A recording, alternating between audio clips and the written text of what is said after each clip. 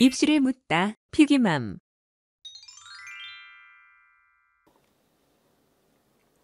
입시뉴스 오늘은 아이의 새 학교, 새 학기 불안감은 이렇게 대처하세요 라는 주제로 찾아왔습니다. 오늘도 이혜영 소장님과 함께합니다. 안녕하세요. 네, 안녕하세요.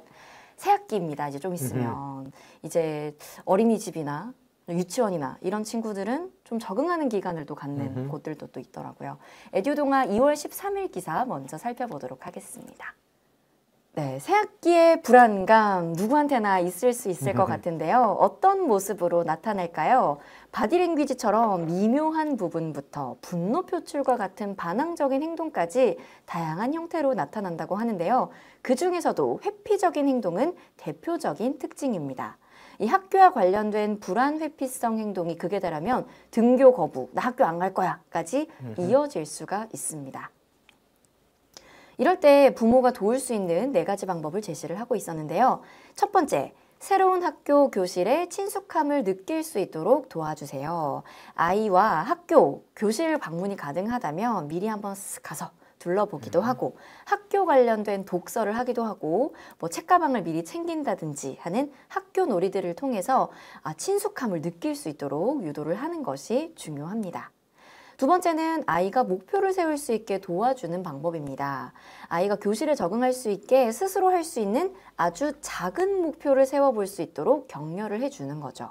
예를 들면 이번 주는 엄마랑 헤어질 때 내 감정 잘 살펴보기 라는 작은 주제 목표를 세워서 엄마가 좀 헤어지는 게 힘들어 이런지 아니면 좀 괜찮은 것 같은데 내 감정을 잘 살펴보는 걸 목표로 세워보고 그 다음 주에는 할 수 있는 만큼 엄마랑 조금 더 씩씩하게 어제보다 조금 더 씩씩하게 인사해볼까 작은 목표를 세워볼 수 있도록 격려하는 것이 또 중요합니다. 자, 세 번째는 진정할 수 있는 도움을 개발하는 것입니다. 이완할 수 있는 호흡을 가르쳐 준다든지 잠들기 전에 좀 캄다운 하면서 좀 조용하게 활동을 할 수 있도록 도와준다든지 아니면 좀 혼란스럽거나 낯선 상황에서도 적응할 수 있게 집에서 특별한 물건, 나한테 특별한 물건 등을 가져가는 진정할 수 있는 도움들을 하나씩 개발해 보는 것도 방법이 될 수 있습니다. 마지막으로 아이들의 학교 후에 휴식을 보장해 주시는 방법이 또 있습니다. 아이들이 낯선 곳에 가면 감정도, 감각도 과부하가 오는데요. 그걸 스스로 극복할 수 있도록 진정할 수 있는 활동이나 공간이나 시간 등을 지원해 주는 방법입니다. 보시면 이제 주로 초등학교 이야기네요. 그러니까 요즘은 근데 이제 어린이집 다 가잖아요. 그래서 그 초등학교는 특히 단지 내에 있는 경우도 많고 실제로는 어린이집이나 유치원에 친구들하고 같은 데 가도록 하는 게 가장 좋지. 뭐 초등학교인데 설마 엄마 그러진 않겠죠. 저 학교가 더 좋아.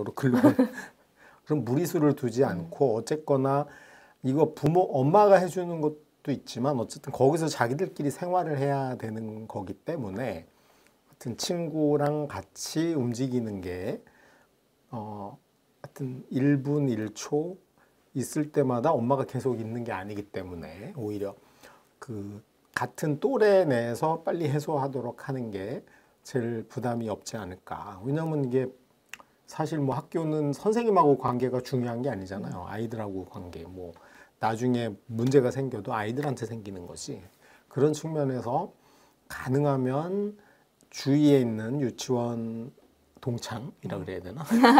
유치원 동창이나 뭐 이런 거 친구들하고 같이 좀 하게 하는 게 좋을 것 같고요. 뭐 여기서 다루고 있지는 않지만 이제 중학교가 사실은 더 큰 문제일 수도 있죠. 이렇게 뭐 학교 폭력이라든가 왕따 문제라든가 맞아요.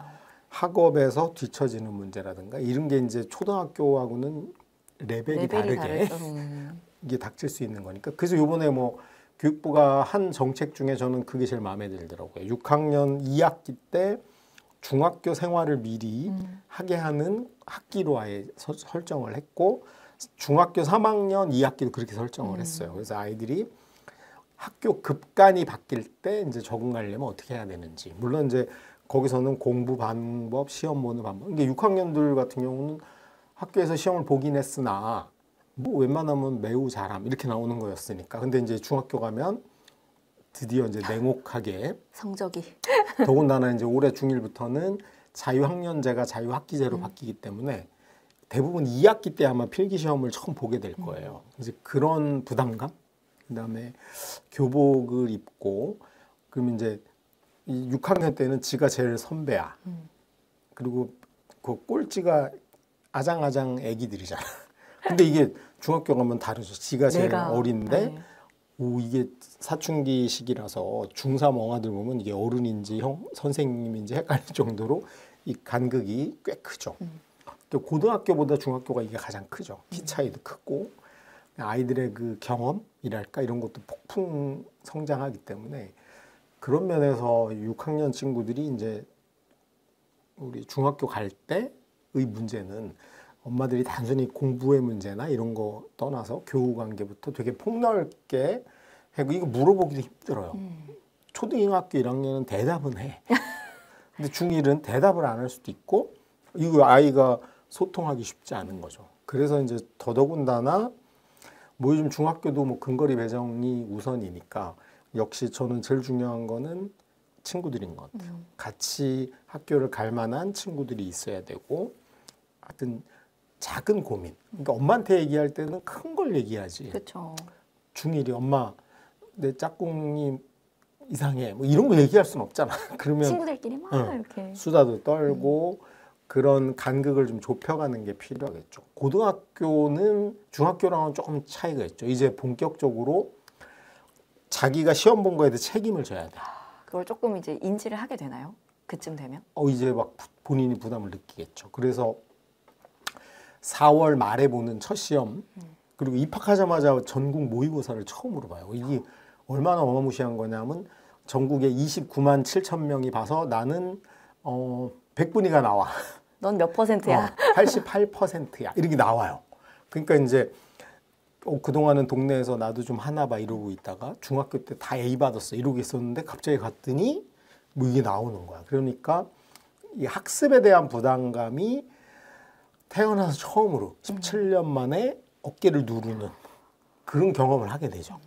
그러니까 이제 너무 부모님들이 성적에 대한 부담만 주지 마시고 우리가 이제 학원도 다니고 할 거 아니야. 그러면 냉정하게 내가 A 고등학교 갔을 때 내신이 어느 정도 될지 미리 좀 확인도 해보고 선행했으니까 한번 문제도 풀어보고 해서 몇 점 나올지 몇 등급이 예상이 되는지 수능은 어느 정도 되는지를 좀 예측을 해보면서 아이가 4월 말에 처음으로 그냥 맨 땅에 헤딩하시지 경착륙 우와 나 5등급이었어 뭐 이런 걸 경착륙하지 않게 좀 그 잘 물타기를 하는 게 좀 필요하다.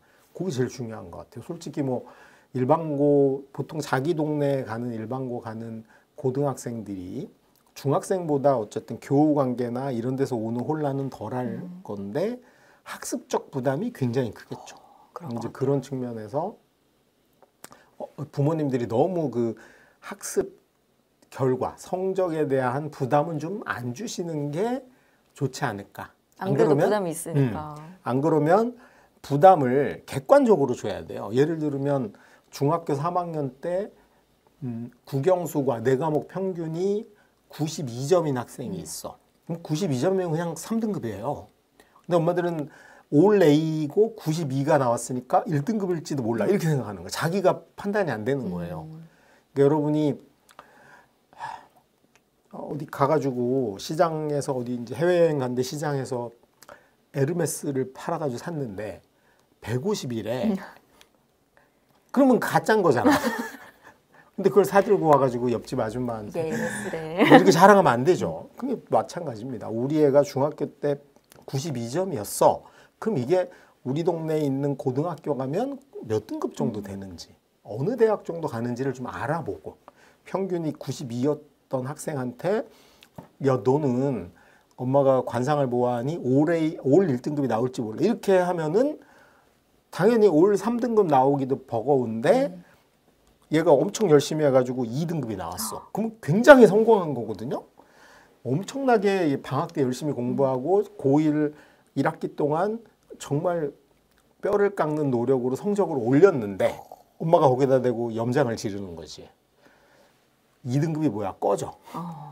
그러면 얘는 이때부터 딱 이제 자기는 해도 안 되는 애인가 봐. 그러니까 이게 억울한 거죠. 예를 들면 한국 축구가 월드컵 나가서 16강 했으면 박수를 받아야 되거든요. 근데 모든 전 국민이 우리는 우승할 거야라고 착각에 빠져가지고 16강 16강도 했더니 축하를 못하고 했더니 공항에서 계란을 던지고 있어.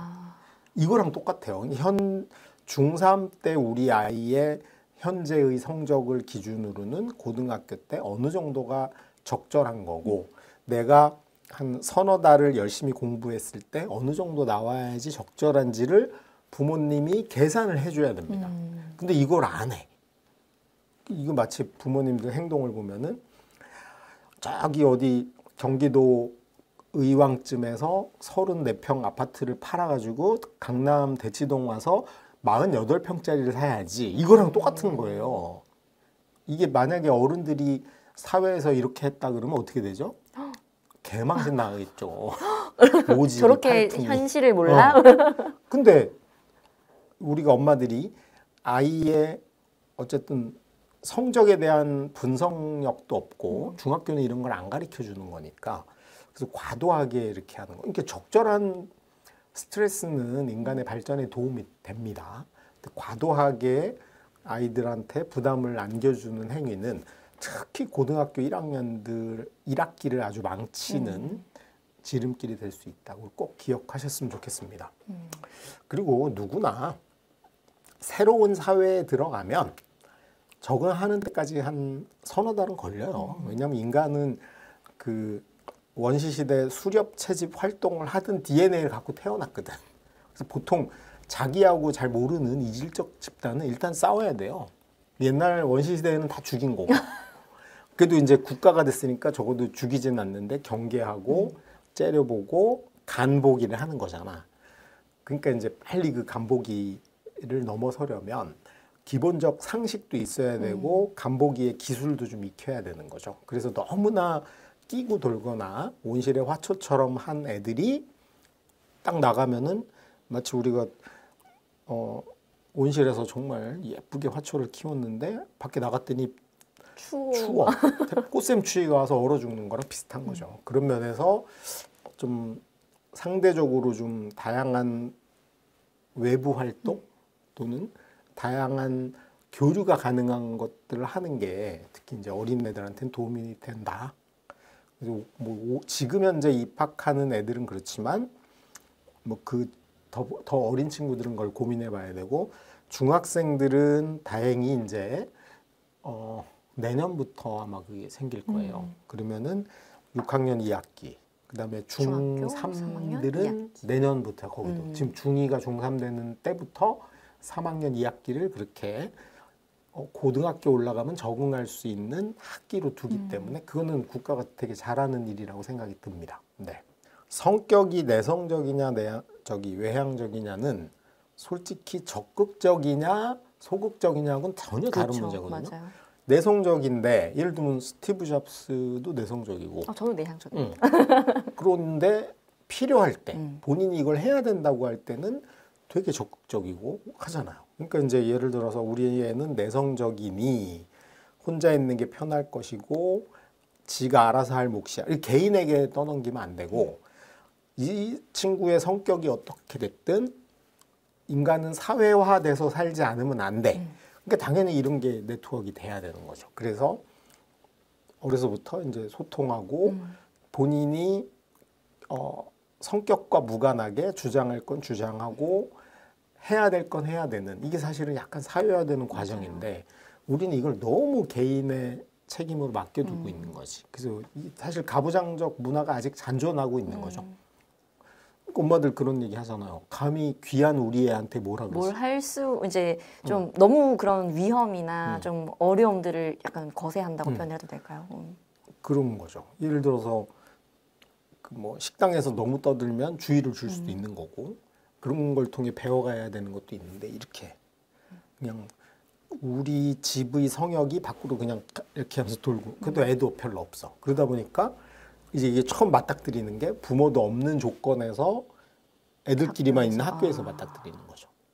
이것도 이제 뭐 지금 여기 가만히 보시면 다 뭐가 빠져 있냐 하면 가서 빨리 친구를 사귀어라가 없어요. 한번 해보고 자신의 없는 거야. 이제 그런 것들을 마치 이제 요 3번 같은 경우 보면 막 섬뜩하지 않나요? 이완 호흡을 해야 되고 잠들기 전 조용한 이거 마치 무슨 이라크전에 참전하는 비장한 각오를 다지는 것 같은. 미군한테 오는 학교 가는 건데 이게 여기도 보면은 주로 뭐가 돼 있냐면 부모와 자식 개인의 문제로만 보고 있는 게 아닐까. 물론 이제 심리적인 거 아니면 가정에서 할 수 있는 건데 저는 뭐 여기서 핵심이 5번을 넣는다 그러면 그 핵심이죠. 빨리 가서 친구를 사귀어라. 엄마보다 부딪혀봐라. 이게 엄마보다 친구랑 노는 재미가 뭐가 있고 그게 얼마나 더 배울 수 있는 게 많은 건지를 빨리 습득하게 하고 그걸 통해서 마치 무슨 학교를 군대 보내는 것 같은 그만큼 저기 좀 힘들어하는 친구들이 있다는 뜻이기도 할까요? 저는 그게 점점 늘어난다고 보진 않거든요. 왜냐하면 그 또 옛날 얘기 있고 라떼는 또 어떠잖아요, 라떼 때는. 70명? 정말 많았죠, 저희 때도 한 반에 많았어요. 70명, 80명이고 2부제였어요. 오전 오후반. 거기다 이제 맞벌이 부부도 많고 그러면 우리 1학년 입학하면 6학년 형들이 멘토야. 이 코수건 하얀 거 달고 가면. 그리고 이제 담임선생님은 1학년 마칠 때까지 이름도 모르는 애들이 훨씬 많아요. 어떻게 기억해? 80명인데. 거기다가 한 오줌 싸는 놈부터 별놈이 다 있죠. 이제 사실은 그런 데서 애들은